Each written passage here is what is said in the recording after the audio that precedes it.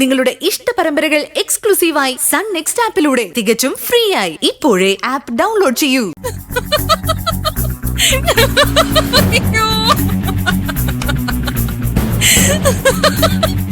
നിനക്കിതെന്തു പറ്റി?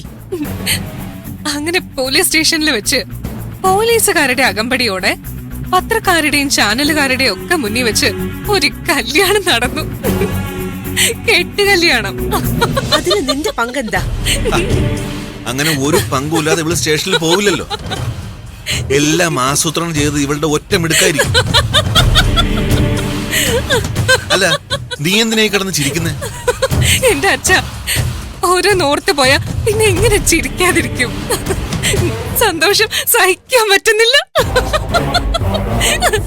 ഇത് ചിരിയല്ല, അട്ടഹാസവാ. നീ കാര്യം പറയടി.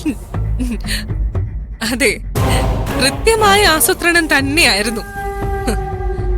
ഓരോ കാര്യങ്ങളും ഞാൻ കണക്ക് കൂട്ടുന്നത് പോലെ തന്നെ സംഭവിച്ചുകൊണ്ടിരിക്കുന്നു. ആദ്യാദ്യം പല സ്ഥലത്തും തോറ്റുപോയി ഞാൻ.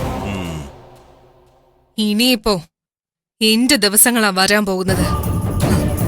ഇതോടെ നന്ദിതയുടെ പത്തി താഴും, ശരണ്യയുടെ ജീവിതം താറുമാറാകും.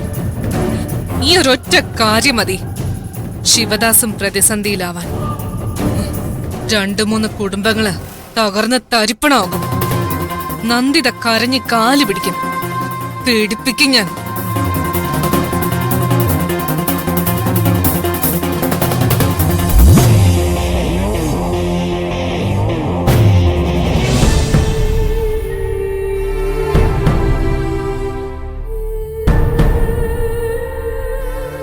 അമ്മയെ കുറ്റപ്പെടുത്തിക്കോളൂ.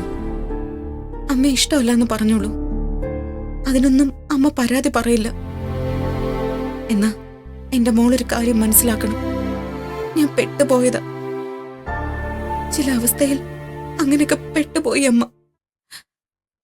അതെങ്ങനെ നിന്നെ പറഞ്ഞ് മനസ്സിലാക്കണമെന്ന് എനിക്കറിയില്ല.